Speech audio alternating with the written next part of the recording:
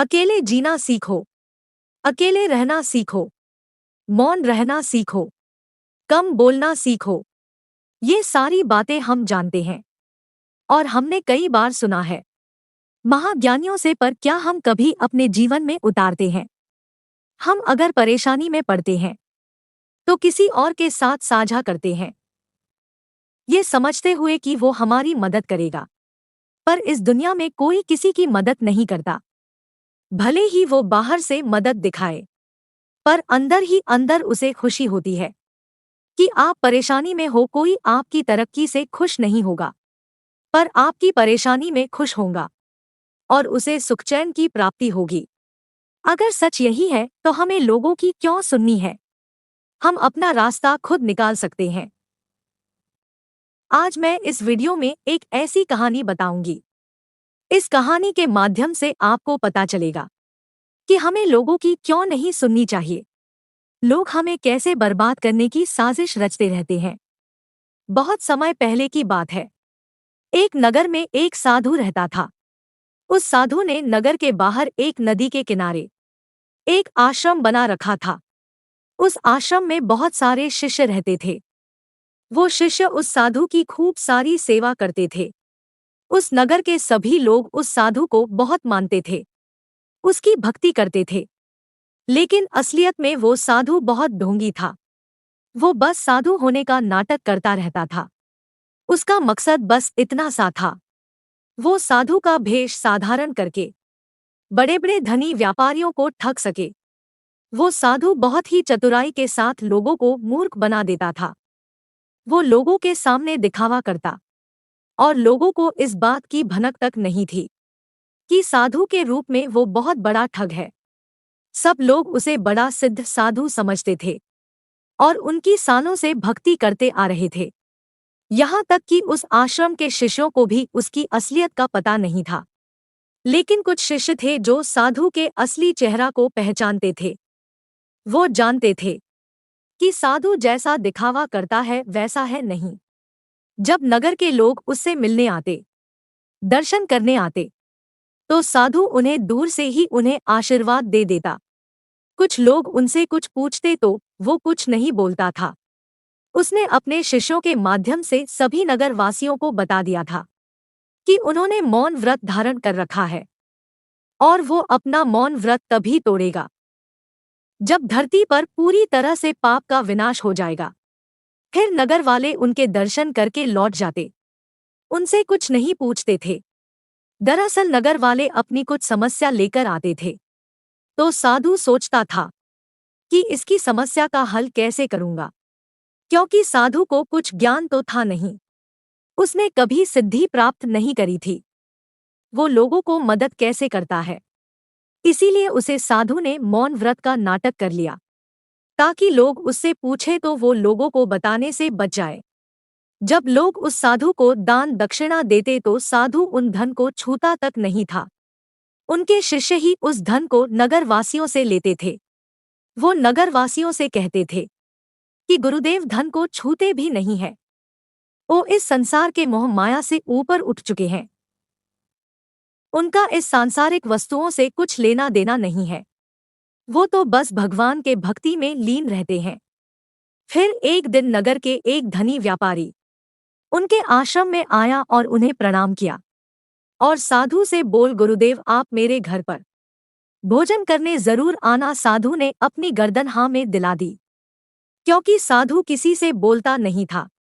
यह कहकर वो व्यापारी अपनी घर लौट आया और फिर उस साधु ने अपने भरोसेमंद शिष्यों को डोट अपने पास बुलाया, जिन्हें उसे साधु के असलियत में पता था। फिर साधु ने उन शिष्यों से कहा, मैं शाम को व्यापारी के यहाँ भोजन करने जाऊंगा। मेरे जाने के बाद आश्रम के अच्छे से देख रेख करना। कोई भी वस्तु इधर उधर नहीं होनी चाहिए। फिर जैसे ही शाम हुई, वो साधु व्यापारी के घर पहुंचा। व्यापारी ने भी खूब इज्जत किया और उसके लिए एक आसन बिछाया और साधु को उस आसन पर बैठा दिया और साधु ने भोजन करने के लिए उस आसन पर बैठ गया। फिर व्यापारी ने अपनी बेटी को आवाज लगाते हुए कहा, बेटी महात्मा जी के लिए भोजन लेकर आओ। व्यापारी की आवाज सुनकर व्यापारी की बेटी भोजन लेकर साधु की तरफ आती है। जब साधु की नजर उस व्यापारी की बेटी की तरफ गई तो उस ढोंगी साधु को उस लड़की को देखकर उसकी नीयत बिगड़ गई। उसकी चंदन सा बदन, उसकी हिरनी के समान आंखें, चलते समय उसकी बालों के लट उसकी सुंदर सा चेहरे पर आ जाती थी। उसकी इस तरह के सुंदरता को देखकर वो साधु मोहित हो गया। वो ढोंगी साधु मन ही मन विचार करने लगा कि इस व्यापारी की बेटी कितनी सुंदर है। अगर ये किसी तरह मेरी हो जाए तो मेरी तो भाग्य ही खुल जाएंगे। फिर वो साधु उस व्यापारी की बेटी को पाने के लिए योजना बनाने लगा। फिर उसके शैतानी दिमाग में एक विचार आता है। वो अचानक भोजन छोड़कर उठ जाता है और उस व्यापारी से बोलता है, सेठ, ईश्वर तुम्हारी रक्षा करे। दुर्भाग्य का छाया तुम्हारे ऊपर मंडरा रहा है। शीघ्र ही तुम एक सेठ से भिखारी बनने वाले हो। यह कहकर वह झूठ-मूठ के आंसू बहने लगता है। यह सब देखकर व्यापारी आश्चर्यचकित रह गया। वह सोचने लगता है कि आज तक कभी साधु ने अपना मुंह नहीं खोला और कभी किसी से बात नहीं की, लेकिन आज वो बोल पड़े। उस साधु की बातें सुनकर वो व्यापारी थर-थर कांपने लगा और उस साधु के चरण पकड़ लिया। और वो व्यापारी उस साधु से कहने लगा, गुरुदेव, आप ये क्या कह रहे हैं? मुझे तो कुछ भी समझ नहीं आ रहा। आखिर आप किस दुर्भाग्य की बात कर रहे हैं? क्या ये दुर्भाग्य इतना दुखदाई होगा कि आपको अपना मौन व्रत तोड़ना पड़ा? आप मुझ जैसा साधारण मानव के लिए अपना मौन व्रत तोड़ दिया। फिर वो साधु झूठे आंसू बहते हुए बोला, बेटे, मैंने तुम्हारे सिर पर आने वाली दुर्भाग्य को देख लिया है। फिर वो रोते रोते व्यापारी से बोलता है, पुत्र, ये तुम्हारी बेटी है ना, यही तुम्हारी दुर्भाग्य के कारण है। जिस दिन तुम इसकी शादी करोगे उसी दिन से तुम्हारी बर्बादी शुरू हो जाएगी। तुम्हारा सारा परिवार तबाह हो जाएगा। तुम्हारे घर के सारे सदस्य एक एक करके मरने लगेंगे। तुम्हारा पूरा व्यवसाय चौपट हो जाएगा। तुम कर्ज के बोझ के तले इतना दब जाओगे कि तुम्हें पता ही नहीं चलेगा कि तुम कब सेठ से भिखारी बन गए। ये सब कुछ इतनी जल्दी होगा कि तुम्हें कुछ समझ नहीं आएगा। साधु की ये सब बातें सुनकर व्यापारी साधु से कहता है, गुरुदेव, कोई तो उपाय होगा जिससे ये दुर्भाग्य टल जाए। कोई तो रास्ता होगा जिससे इस दुर्भाग्य से बचा जा सके। आप तो इतने सिद्ध महात्मा हो, आपके पास इस समस्या का कोई ना कोई हल जरूर होगा।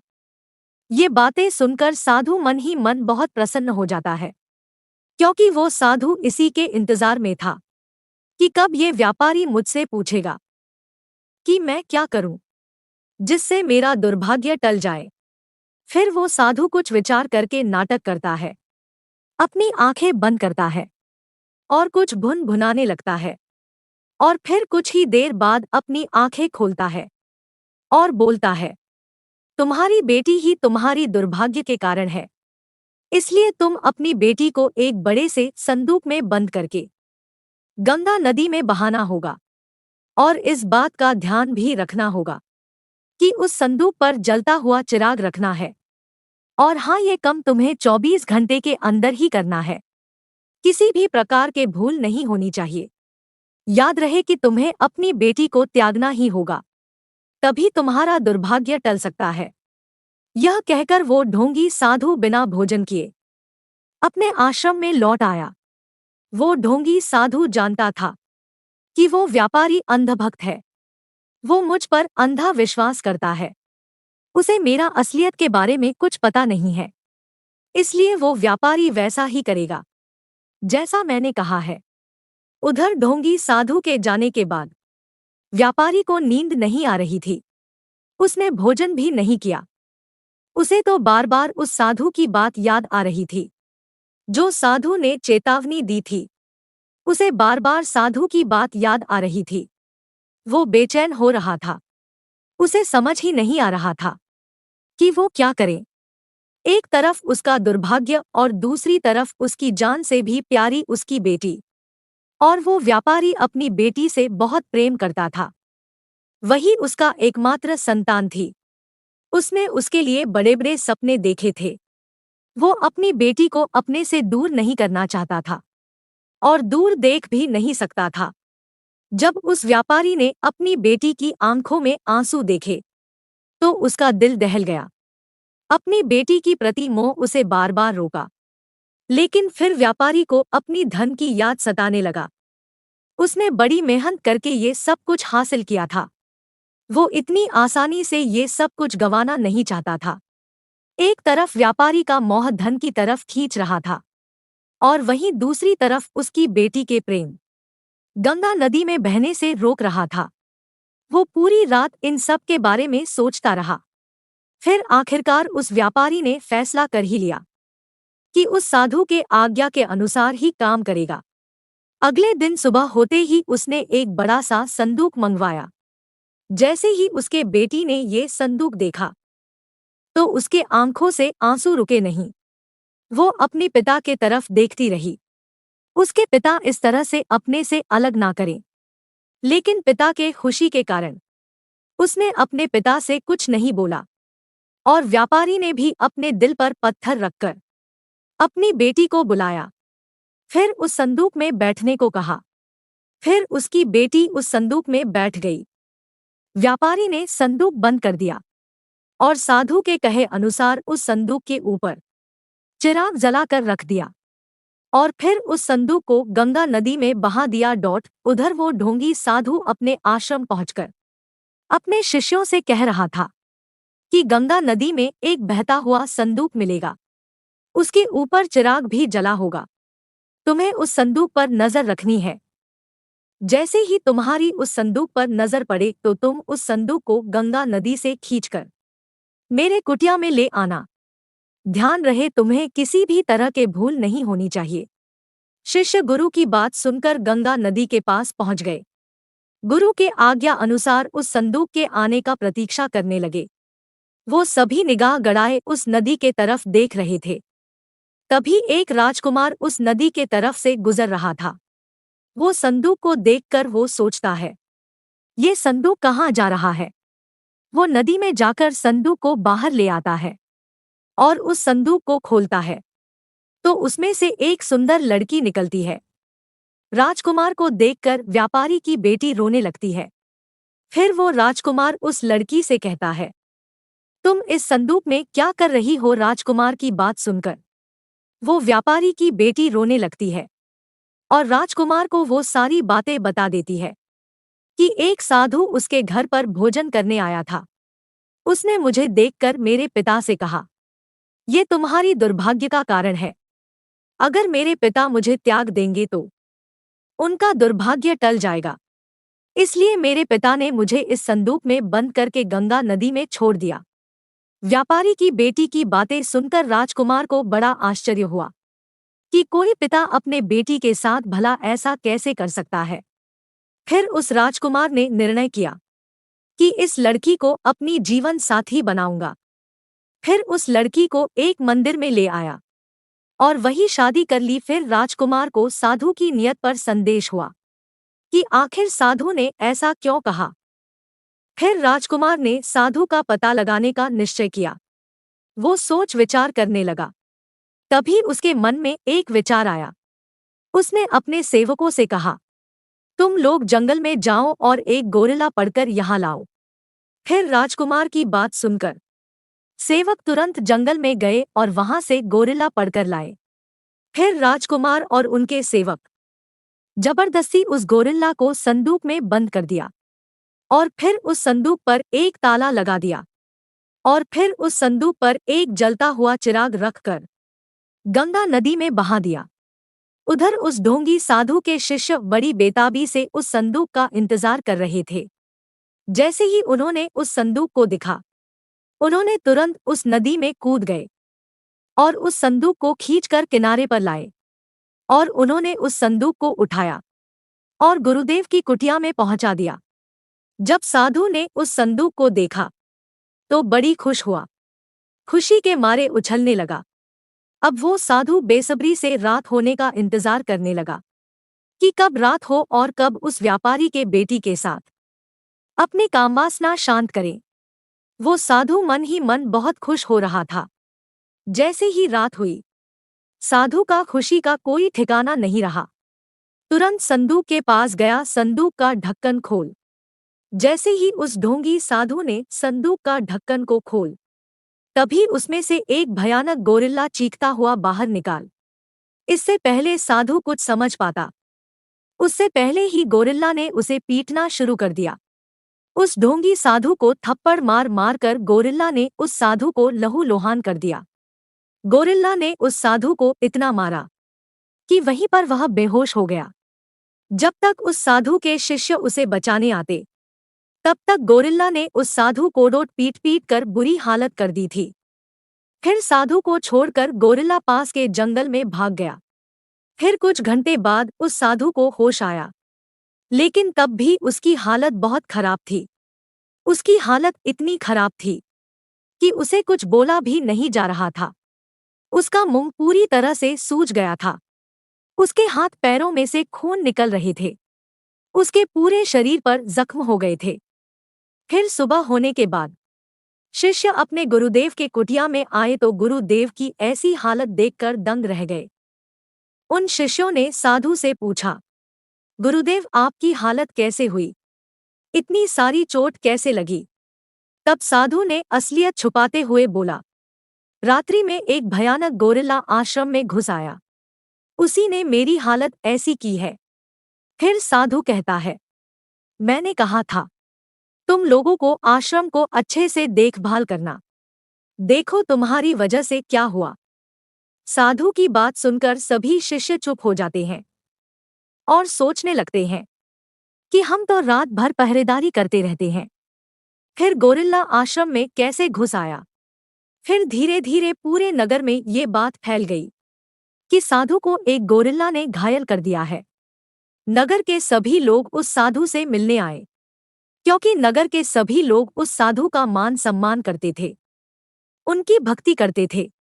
जैसे ही ये बात उस व्यापारी को पता चलती है, तो वो भी उस साधु से मिलने के लिए आ पहुंचा। पूरा नगर आश्रम के बाहर इकट्ठा हो गया। ये बात उधर राजकुमार को भी पता चलती है, तो वो भी साधु के आश्रम आ पहुंचा और साथ में उस व्यापारी के बेटी को भी लाया। आश्रम के बाहर इतनी भीड़ थी कि लोग ढाका मुकी कर रहे थे। सभी लोग उस साधु से मिलना चाहते थे। तभी वो राजकुमार भीड़ को चीरता हुआ साधु के पास पहुंचा और साधु को प्रणाम किया और साधु से पूछने लगा कि महाराज आपकी हालत ये किसने की। तब साधु ने उस राजकुमार से बताया कि रात्रि में उनके आश्रम में एक भयानक गोरिल्ला घुस आया, उसी ने ये सब किया है। साधु की बात सुनकर राजकुमार सब कुछ समझ गया। उसे साधु के बारे में पता चल गया कि ये साधु झूठ बोल रहा है। फिर राजकुमार ने साधु से कहा, महाराज आप सब कुछ सच बताएंगे या फिर मैं बताऊं कि गोरिल्ला आपके आश्रम में कैसे आया। राजकुमार की बातें सुनकर साधु चौंक गया और राजकुमार की बातें सुनकर नगरवासी भी हैरान हो गए। आखिर राजकुमार ऐसा क्यों बोल रहा है? तभी साधु ने कहा, मैं सच बोल रहा हूं। गोरिल्ला रात्रि में आश्रम के भीतर घुस आया था, उसी ने मेरी ऐसी हालत की है। तभी वह राजकुमार उस व्यापारी की बेटी कोडोट अपने पास बुलाता है। साधु व्यापारी की बेटी को देखकर चौंक जाता है। उसे खुद समझ नहीं आ रहा था कि क्या करे। उसकी बोल खुलने वाली थी। फिर वो साधु कुछ नहीं बोलता है और वह मौन हो जाता है। लेकिन वो कब तक मन रहता। राजकुमार ने सभी नगर वासियों को बताया कि कैसे इस ढोंगी बाबा ने व्यापारी की बेटी कोडोट कैसे हासिल करना चाहा। इस ढोंगी बाबा ने व्यापारी से कहा कि उसकी बेटी उसकी दुर्भाग्य का कारण है, उसे छोड़ दे, गंगा नदी में उसे बहा दे ताकि ये ढोंगी साधु उसे प्राप्त कर सके। नगरवासियों को साधु की असलियत जानकर हैरानी हुई। उन्हें साधु के ऊपर क्रोध आया। सभी लोग साधु के ऊपर थू थू करने लगे। सभी लोग ने मिलकर उसे साधु की बड़ी पिटाई की। पीट पीट कर नगरवासियों ने वहां से भगा दिया। व्यापारी की अपनी भूल का एहसास हुआ। उसने सोचा, मैंने बिना सोचे समझे इतना बड़ा फैसला कैसे ले लिया। मैं तो अपनी बेटी से बहुत प्रेम करता था। उस साधु के बातों में आकर मैंने ये कैसा अपराध कर दिया। फिर वो व्यापारी रोता हुआ अपनी बेटी के पास पहुंचा और उसने बोला, बेटी मुझे माफ कर दो, मैंने तुम्हारे साथ बहुत गलत किया है, मुझे ऐसा नहीं करना चाहिए, मेरे साथ घर चलो। पिता की बात सुनकर वो बेटी बोली, पिताजी मैं आपके साथ नहीं चल सकती, आपने मेरा त्याग कर दिया है और त्यागी हुई कोई भी वस्तु वापस नहीं ली जाती, अब मैं कभी भी वापस नहीं आऊंगी। ये कहकर उसकी बेटी राजकुमार के साथ चली गई। उस व्यापारी को अपनी गलती पर पछतावा हुआ। अब वो सोच रहा था कि मैंने तो सब कुछ खो दिया, मेरी बेटी ही मेरी घर की लक्ष्मी थी, अब वो भी मेरे से दूर हो गई। काश मैंने साधु की बात नहीं मानी होती, तो आज मेरी बेटी मेरे साथ होती। तो दोस्तों, मैं उम्मीद करती हूँ इस वीडियो से आपको बहुत कुछ सीखने को मिला होगा। अपनी राय कमेंट बॉक्स में दे। फिर मिलते हैं अगले वीडियो में।